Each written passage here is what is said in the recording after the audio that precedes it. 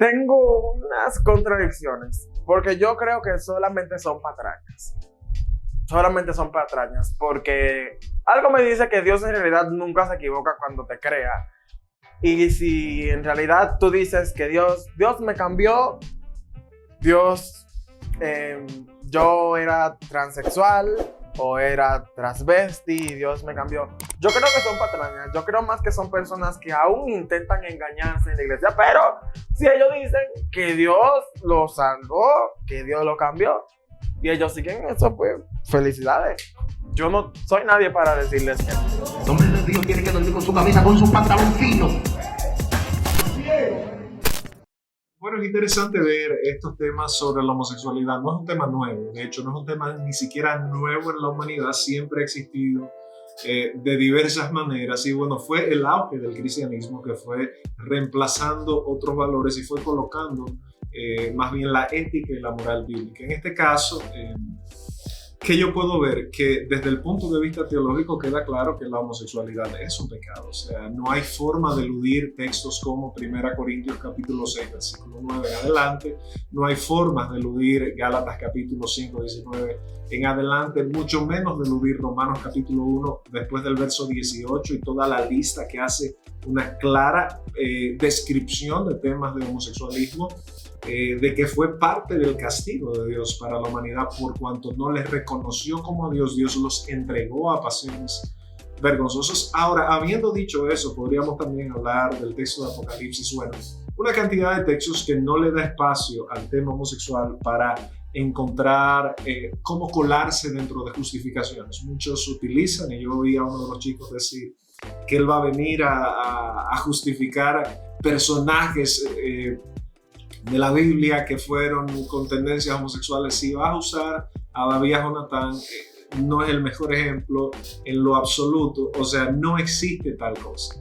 Por ende, yo creo que la Biblia es clara al respecto. De hecho, yo grabé un video recientemente respondiendo a esa pregunta. La Biblia no deja espacio y se ha querido forzar desde una teología que se llama Queer Theology, todo este concepto de una teología homosexualizada y homosexualizante, lo cual es una vulneración y una distorsión de la verdad bíblica, lo cual termina siendo una herejía. Habiendo dicho eso, veamos las cosas desde otra perspectiva.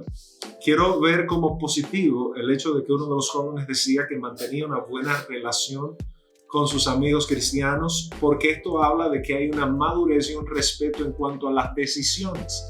El año 2019, en agosto, si mal no recuerdo, se publicó un estudio que se hizo entre Estados Unidos y Londres con una muestra de casi 500,000 de personas, donde lo que se perseguía era ver si la homosexualidad tenía un factor genético, porque esto era desde el año 1980 o desde la década de los 80. Esto es lo que se viene promoviendo con libros como After the Balls, la distorsión o la disrupción que produce el movimiento Hagamos el amor y no la guerra, la comuna hippie, que eso se vuelve la revolución sexual 1960. En adelante eso fue cambiando los paradigmas del mundo. Entonces nos topamos con los factores científicos y que demuestran de que definitivamente no hay tal gen. El concepto de la homosexualidad como un problema que estaba en el manual psiquiátrico diagnóstico fue quitado no porque se hiciese un estudio científico, sino porque habían ciertas presiones. Y con esto no quiero decir que también sea un trauma o un trastorno. Lo que quiero decir es lo siguiente, que la evidencia muestra que la conducta homosexual es justamente, como su nombre lo dice, una conducta y es una decisión del ser humano. Por ende, tienes dos caminos. Está el camino de la palabra de Dios y está el camino de tus propias decisiones. Cuando tú ves a un niño, Agustín de Hipona hace ciertos ejemplos al respecto de esto en su libro, en su autobiografía, ¿verdad? Confesiones. Él habla de cómo un niño aprende a decir mentira antes de decir la verdad. Cómo un niño, usted lo primero que tiene es que estar corrigiéndolo. Yo pienso que eso es interesante como hipótesis, no planteemos como tesis. Un niño que se coge lo ajeno, usted tiene que corregirlo para que no tenga una conducta o una inconducta que usted entiende que le va a hacer mal. Entonces, pues justamente la homosexualidad, cuando tú la la colocas desde el punto de vista conductual, termina siendo una decisión. Que los parámetros sociales quieran revertirlo, que desde el 1994, la conferencia del Cairo, después la conferencia de Beijing de la mujer en el 95, los objetivos del milenio y todo el lobby y el activismo que hay y el dinero de organizaciones que fondean esto se quiera revertir. Y eso es otra cosa. Ahora, la palabra de Dios y el cristianismo no se adapta a la cultura, señores. El cristianismo transforma la cultura y eso fue lo que pasó cuando el cristianismo irrumpió en Roma. Cuando ustedes ven que el cristianismo comienza a absorber a Roma, aunque absorbió cosas negativas de Roma, lo que le infundió a Roma fueron muchas cosas positivas. Entonces, quiero cerrar con esto, habiendo dejado claro, uno, que la Biblia muestra claramente que es un pecado. Número dos, que la evidencia científica pues no demuestra ninguna predisposición, sino más bien que es una elección y que usted se atiene o no. Y eso es el camino de lo que dice la Biblia o el camino de tus propios razonamientos. Número tres es en el que debemos también reflexionar un poco y es el tema de cómo nos relacionamos con personas que tienen esta conducta. Y esto es una reflexión más para nosotros como cristianos. A nuestras iglesias va mucha gente que tiene esas situaciones, que no lo dice porque tiene el temor de ser objetado, porque tiene el temor de ser rechazado y de ser censurado.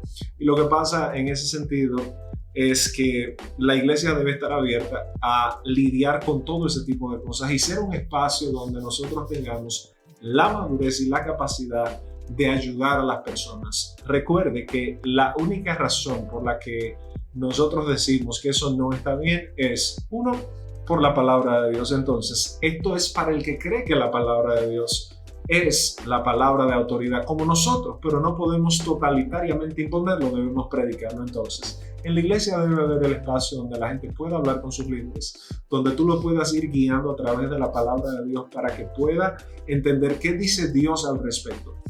Otro elemento importante será orar por esa persona, porque el Espíritu Santo puede cambiar ese corazón y esas conductas, como ha cambiado cosas de nuestra vida que no están mal. Pero sobre todo, porque vi muchos de los chicos, eran tres, que decían básicamente que no están dispuestos a negociar eso porque tienen a Dios de un lado y a ellos o sus propios deseos, y eso solo nos recuerda a Romanos capítulo 1.